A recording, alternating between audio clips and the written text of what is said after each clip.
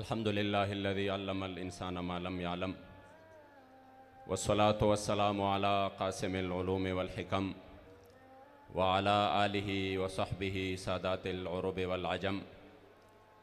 अम्मा बादु फ़अऊज़ु बिल्लाहि मिनश शैतानिर रजीम। बिस्मिल्लाहिर रहमानिर रहीम। क़ाल अल्लाहु तबारक व तआला फ़ी कलामिल मजीद व फ़ुरक़ानिहिल हमीद। इन्नल्लाह ला युग़य्यिरु मा बिक़ौमिन हत्ता युग़य्यिरु मा बिअन्फुसिहिम। सदक़ल्लाहु मौलानल अज़ीम व सदक़ रसूलुहुन नबियुल करीमुल अमीन।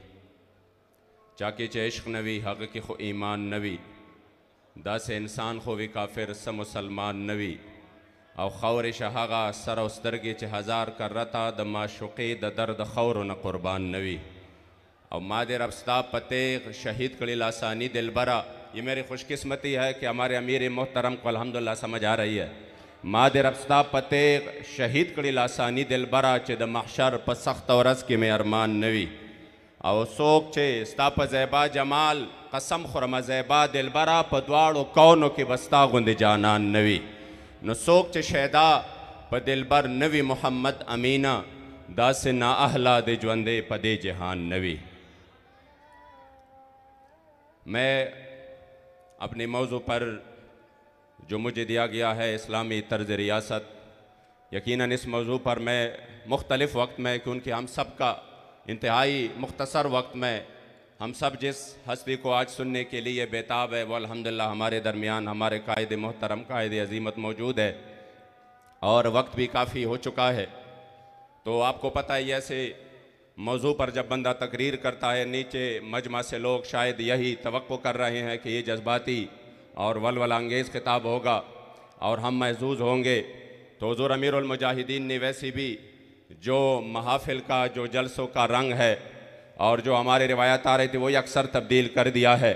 वो वक्त और वो दौर अब गुज़र गया कि लोग या टिकटों के लिए जाते थे या लंगर और न्याज के लिए जाते थे। अब सिर्फ़ इसलिए जा रहे हैं कि हम नामूस रिसालत के इस काज में अपना हिस्सा डालें और हमें अपने करीम आका का एक निगाह नाज मिल जाए।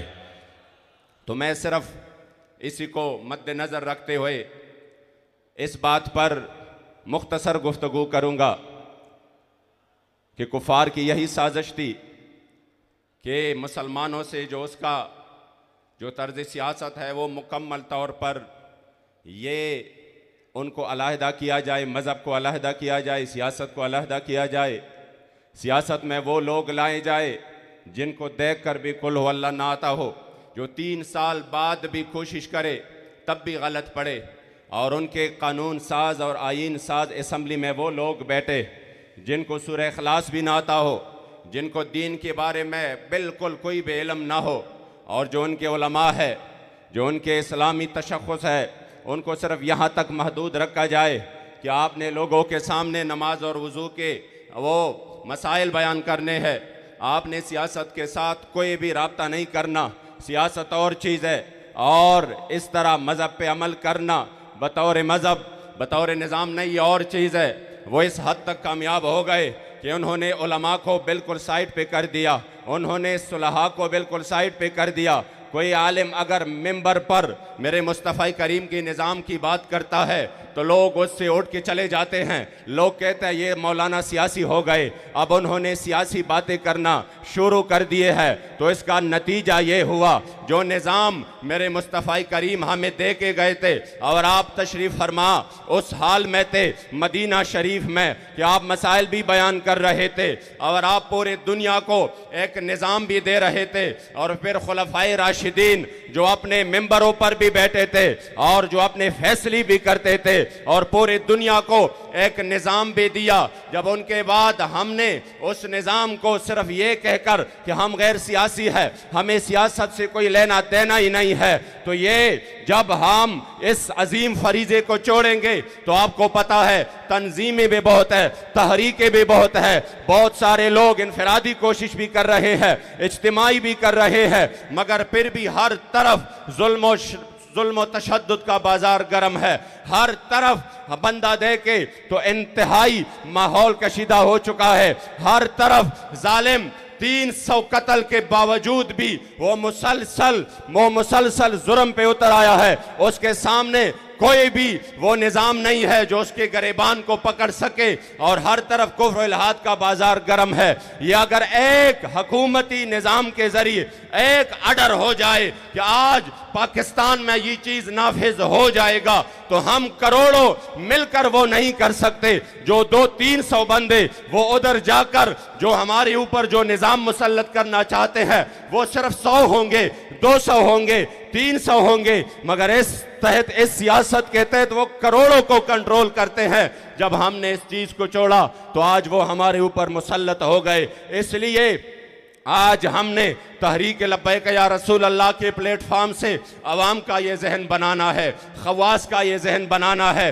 बिलखुसूस उलमा का ये जहन बनाना है, मशाइख का ये जहन बनाना है कि अगर हम ये मैदान इस तरह छोड़ देंगे तो जिस तरह अल्लामा इकबाल ने फरमाया था कि जलाले बादशाही हो या जमहूरी तमाशा हो, जुदा हो दी सियासत से तो रह जाती है चंगेजी। ये जो आज आप देख रहे हैं कि जिन्होंने मुल्क लूटा, जिन्होंने मुल्क के खजाने लूटे, जिन्होंने गरीब के अवाम का वो खून चूसा और जिन्होंने इस मुल्क और कौम पर वो कहर बनकर टूट पड़े कि बंदा हैरान है कि मैं एक टाइम के रोजी कहां से लाऊं। वजह क्या है? वजह यह है कि सियासत हमने उनके सुपर्द की जो जालिम थे, जो दीन से बेखबर थे, जो अंग्रेज के वफादार थे, जो उनके गुलाम थे, और यहाँ पर हमने मिंबरों पे बैठकर और अपने आस्थानों पे बैठकर ये तसल्ली कर ली कि नहीं हम सियासी नहीं है, हमारा सियासत से कोई लेना देना नहीं है। मैंने कहा अगर ये आपके अल्फाज है कि हमारा सियासत से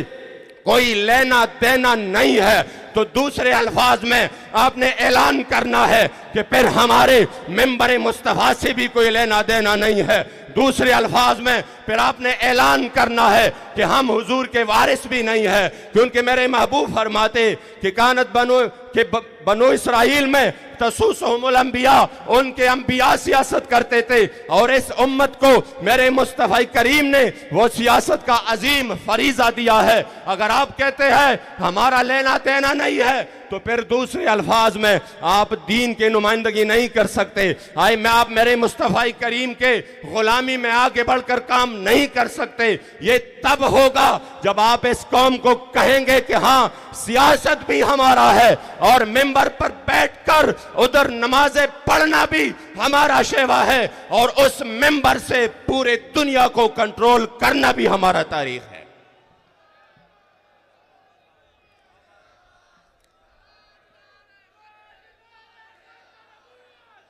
मैं अपने दादा हुजूर के नशार का कुछ तर्जमा भी करूँ। अक्सर मुझे गुलाम गौस बगदादी साहब कहते हैं जब भी आप पश्तो शेर पढ़ते हैं साथ में कुछ तर्जुमा भी क्या करे। मेरे दादा हुजूर ने फरमाया जी सियासत जुदा कवील शरीयत जिने, जी सियासत जुदा कवील शरीयत जिने, जो सियासत को शरीयत से जुदा करते हैं बेजार लहस बेवकूफ़ ज़ालिम शैतान ख्वाहिमा। कह रहा मैं ऐसे बेवकूफ़ ज़ालिम और शैतान से बेजार हूँ। जी सियासत जुदा कवील शरीयत जिने, बेजार लहसे बेवकूफ़ ज़ालिम शैतान ख्वाहिमा, और द सियासत बाजी बौड़म द शरीयत पचोगान, द सियासत बाजी बौड़म द शरीयत पचोगान, कम हजार जल सरजी पदे मैदान ख्वाहिमा।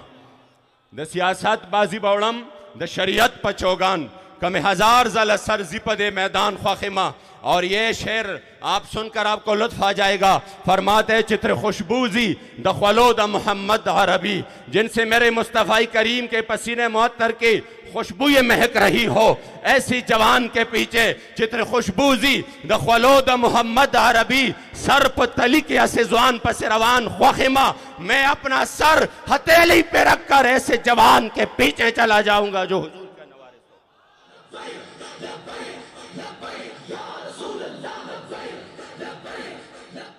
चित्र खुशबूजी दखवलोद मोहम्मद अरबी सर पर तली के ऐसे जुआन पस रवान ख्वाहिमा और कसम पर अब महबूब जमाद मोहम्मद अरबी ज मोहम्मद अमीन तलज़क प कुरान ख्वाहिमा।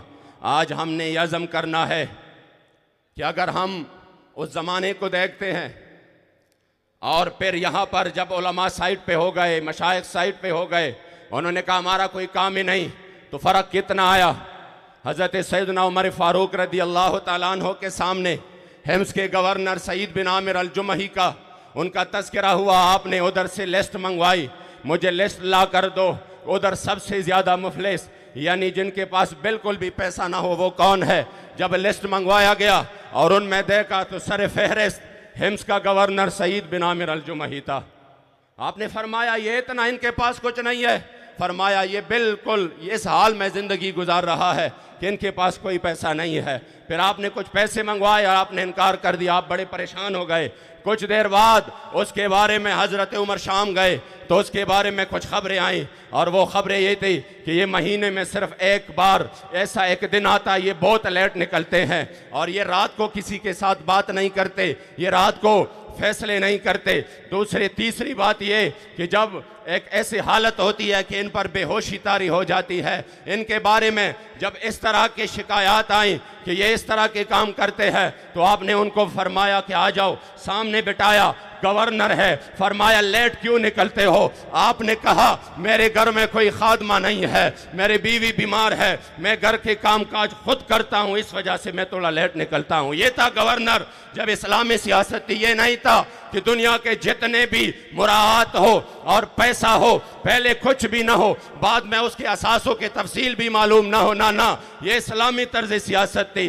दोबारा पूछा कि आप महीने में एक बार क्यों इतने लेट आ जाते हैं। आपने जवाब दिया उसकी वजह यह है कि मेरे पास सिर्फ एक कुर्ता है, सिर्फ एक कपड़ा है, मैं महीने में उसको धोता हूँ, फिर उसको जो है ना सूखने के लिए मैं इंतज़ार करता हूँ, जब वो सूख जाता है फिर वो मैं पहनता हूँ, इस वजह से मैं लेट आता हूँ। फरमाया आप रात को इनके लिए क्यों नहीं निकलते। फरमाया मैंने दिन इनके लिए मुकर्रर की है, रात अपने रब से मुनाजात के लिए मुकर्रर की है, मैं इस वजह से नहीं निकलता। फरमाया बेहोशी की उतारी होती है। फरमाया मैंने खुबैब बिन आदी को देखा जिन पर कुफार जुल्म कर रहे थे, उसी वक्त मैंने उनको बचाया नहीं, उनके उस जुल्म को याद कर मैं रोता हूँ। इस वजह से हजरत सैयदना उमर फारूक ने हाथ उठाए, फरमाया या अल्लाह तेरा लाख लाख शुक्र है मुझे इन जैसा गवर्नर मिला है। जब इस्लामी तर्ज सियासत थी तो ये आलम था गवर्नर था, गवर्नर का ये आलम था अदालत का। सैयदना अली अल मुर्तज़ा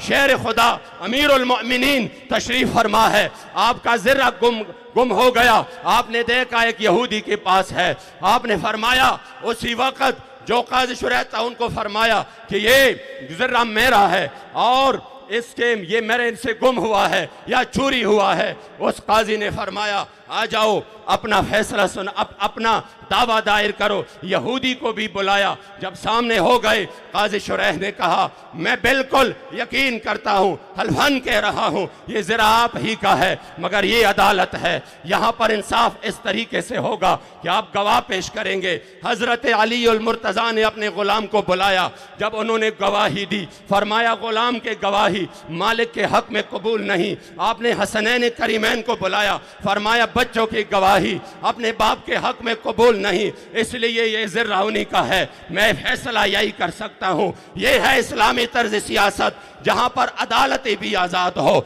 जहाँ पर इंसाफ का भी बोलबाला हो, जहाँ पर वक्त का अमीरुल मोमिनीन भी उसके दरबार में खड़े हो जाए और फिर कहे कि हाँ आपने फैसला सही किया है। यहूदी ने जब इस निज़ाम को देखा तो आपने वो ज़िर्रा लाकर मेरे शेर खुदा के कदमों में डालकर कहा मैं कलमा कहता हूँ ला इलाहा इल्लल्लाह मुहम्मदुर रसूलुल्लाह, कि जिस निज़ाम में इतना इंसाफ मिल रहा है मुझे यकीन है कि उस निज़ाम में दुनिया की भी खैर ख्वाही और आखिरत की भी है।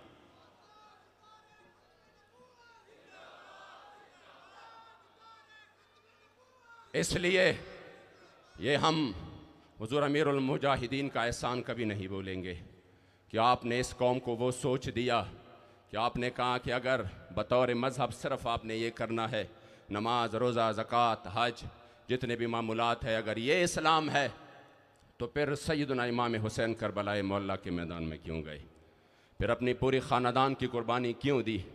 इसलिए आपने इस कौम को ये जहन दिया। आज हम इंशाअल्लाह उनके लख्ती जिगर, हमारे कायद मोहतरम, उनके नूरी नज़र के सामने ये आखिरी अहद करते हैं कि इंशाअल्लाह, और यह अहद वफ़ा की तजदीद करते हैं कि इंशाअल्लाह हुज़ूर अमीरुल मुजाहिदीन ने जो मिशन हमें छोड़ा, इंशाअल्लाह आपकी क़ियादत में और आपके हाथ पर इंशाअल्लाह ताला उसकी तकमील के लिए हम वक्त हाजिर है। हमारी जान चली जाए तो चले जाए, उसकी कोई हैसियत नहीं है इस मिशन के सामने। मिशन पर समझौता इंशाअल्लाह कभी नहीं होगा।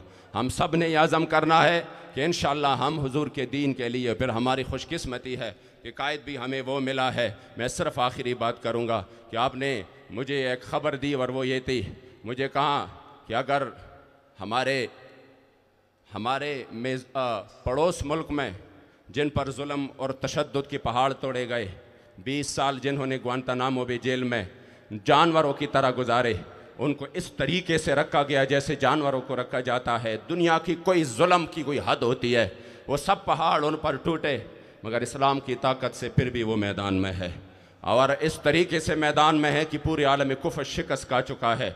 जो जुमला मैं आपको बताना चाहता हूँ वो ये है, लोग कहते हैं ना ये अपनी रिहाई के लिए उन्होंने ये किया, उन्होंने वो किया। खुदा की कसम मैं इसका गवाह हूँ, मैं इसका गवाह हूँ कि आपने एक जो आयत करीमा फरमाया था, ला तहज़न इन्नल्लाह माना, कि कोई परेशानी नहीं है, रब्बुल आलमीन हमारे साथ है, ताकतें तुम्हारी हैं पर खुदा हमारा है, और अक्स पर न इतराओ आईना हमारा है। और दूसरा जो लफ्ज़ था वो ये था कि कम अज़ कम अमीनी साहब हम 20 साल तो सब्र कर ले, हम 20 साल तो ये सख्तियाँ और तकालीफ तो बर्दाश्त कर ले, उसके बाद फिर कोई गिला शिकवा तो बने। आप वो राहे अजीमत के मुसाफिर है और वो कायद है अजीमत के। आपके अल्हम्दुलिल्लाह मिसाल ये है, पूरे जेल भी गवाही देगा, हुजूर के ग़ुलाम भी गवाही देंगे, और खुदा की कसम मुखालिफीन भी गवाही देंगे, मुवाफिकीन तो वैसी भी गवाही दे रहे हैं कि इंशाअल्लाह हुजूर अमीरुल मुजाहिदीन ने जो हमें कायद दिया है, लोग कहते हैं ये बिक जाएंगे, ये करेंगे, वो करेंगे। मैंने कहा जब इनके सामने सब कुछ रख दिया गया, ये सब कुछ ले लो जिसमें सब कुछ था दुनियावी लिहाज से, तब भी आपने फरमाया कि ना ना, जाकर अपने बड़े से कहना कि 1450 साल बाद भी पाकिस्तान में हुजूर के वो गुलाम रहते हैं जो पूरी दुनिया की ताकतें मिलकर न उनको झुका सकते हैं, न उनको खरीद सकते हैं, और ना ही उनको डरा सकते हैं।